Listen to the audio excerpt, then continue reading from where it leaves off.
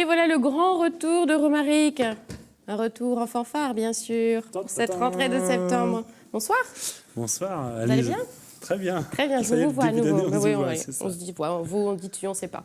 Ce soir, pour fêter la rentrée, vous nous parlez d'un fruit d'été. C'est vrai, ça sent bon l'été, c'est la figue. L'été, c'est presque l'automne plutôt. Enfin, il y en a en été, ça dépend des figuiers en fait. Il y en a en ce moment aussi. Voilà. Je pense que notre ingénieur du son est en train de follir car vous touchez le micro là. J'ai arrêté. On ne touche plus. Oui, attention, on rentre dans le sujet là. Oui, on rentre dans le vif du sujet. Donc vous parlez de la figue et on va commencer par se fâcher avec la Bible. Avec la Bible, un vrai tremblement de terre. Parce que tu as remarqué dans la Bible, quand Adam il mange un fruit, on dit que c'est une pomme. Après, il se cache avec une feuille. Alors, soit il prend la feuille du pommier, dans ce cas-là, ça veut dire qu'il a quelque chose de rikiki. Comme il est fait à l'image de Dieu, ça ne marche pas. Et après, non, on dit qu'il va prendre une feuille de vigne. Donc le gars, il dit tiens, j'aime me balader, peut-être qu'il y a un vignoble dans le coin. Il se balade un quart d'heure, tout nu, il se balade là. Oh tiens, du vignoble. Il est tout seul, a priori, il n'y a personne qui le voit. Moi. Voilà, donc qui entretient le vignoble? Donc, c'est la première question. Ah oui, voilà. Alors que si il prend une figue, et puis il se dit « Oh zut, j'ai mangé ce qu'il fallait pas. » Et du coup, je vais me cacher avec une feuille de figuier. Ça marche déjà mieux, tu vois. Et d'ailleurs, dans la Bible, quand on regarde, c'est vraiment écrit que c'est un figuier. Donc, on est sûr et certain que c'est un figuier. En fait. C'est vrai, donc c'est pas une idée révolutionnaire qui sort de votre tête pleine d'imagination? Non, c'est pour de vrai. Et en plus, depuis très longtemps dans l'Antiquité, si tu veux, il est lié au sexe, un peu, cette affaire. Parce que quand tu regardes le fruit, ça ressemble à un petit testicule. Voilà, on va dire voire ça, un petit mamelon, comme ça. Voilà. Ah oui, aussi. Et en plus, si tu coupes un peu comme ça, tu vois, quand il est un peu jeune... Ce qu'il ne faut pas faire sur un mamelon. Voilà. C'est bon, on voit mal, là, mais il y a du lait blanc qui sort, il y a une sorte de latex. Ouais. Ça rappelle un certain liquide, tu vois, du papier. Et si tu ouvres à l'intérieur, ça fait un peu plus sexe de femme, tu vois. D'accord. Et donc, du coup, ce fruit l'anatomie avec les plantes, par Romaric. Voilà, et du coup, dans toute l'Égypte, l'Antiquité, tout ça, c'est à chaque fois qu'il y avait une procession qui était liée à la fécondité, hein, on jetait plein de figues au pied des statues, on mettait du lait dessus, et c'était vraiment lié au sexe. Et en plus, la feuille elle-même, tu vois, elle a presque la forme du cache-sexe naturel, tu vois. C'est vrai. Là, elle n'est pas très grande, cette feuille. En petit. En l'occurrence, le modèle enfant. Voilà. Et donc, depuis tout le temps, on va dire ça comme ça, l'homme, il a associé la figue au sexe pour toutes ces raisons-là. Le lait, la forme de testicule, le sexe femelle, ça, voilà. Et donc, du coup, ça marche quand même un peu mieux, cette histoire d'Adam et Ève, avec un figuier qu'avec un grain de raisin dont on ne voit pas trop ce qu'il viendrait faire. Ouais, c'est une vraie révolution. Copernicienne que vous nous proposez ce soir. Exactement. Et du coup, dans la Bible, ce qui est bizarre, c'est qu'il est cité aussi une fois, c'est Jésus, il passe devant, il nous dit juste, tiens, Jésus est passé devant un figuier, il trouvait qu'il n'avait pas de fruits, il a dit, bah, tiens, tu porteras jamais de fruits, et le figuier, il est mort comme ça. C'est la seule fois qu'il y a quelque chose qui était issu de la nature, et que Jésus l'a méprisé. Voilà, on sait pas trop.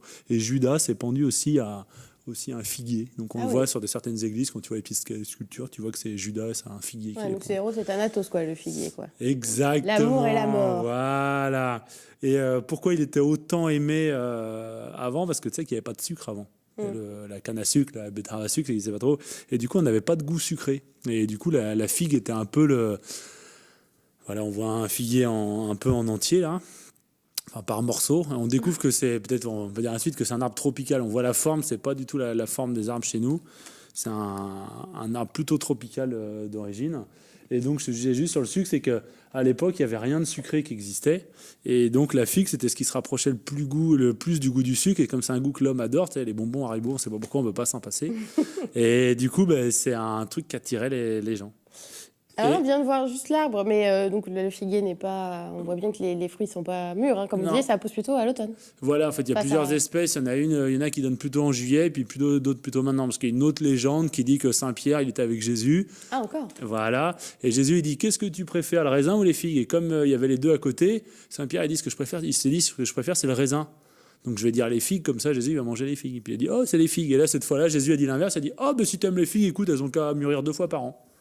Et depuis, les figues mûrissent 2 fois par an, le raisin qu'une fois, et Saint-Pierre a dit, oh, je suis bête, c'est encore fait avoir. Mauvais calcul, hein, mauvais calcul. Voilà. Et donc là, c'était à la Folie des Plantes, donc quelqu'un qui vendait des figues. C'était la grande fête de ce week-end où il y a eu 40 000 personnes.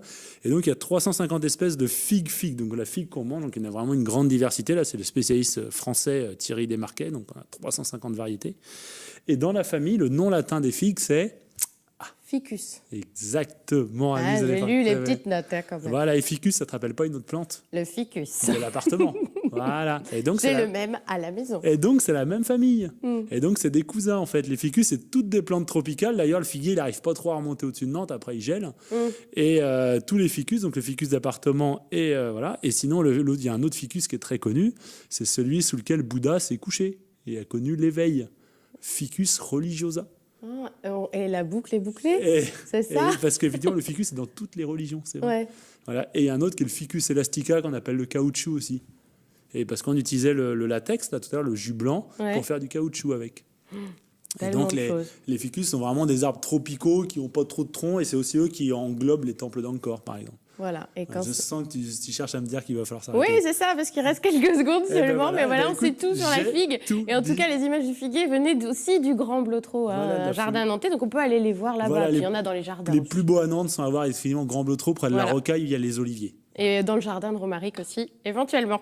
N'est-ce pas? Je ne crois pas qu'on en ait. Merci beaucoup de nous avoir suivis. Merci à Romaric.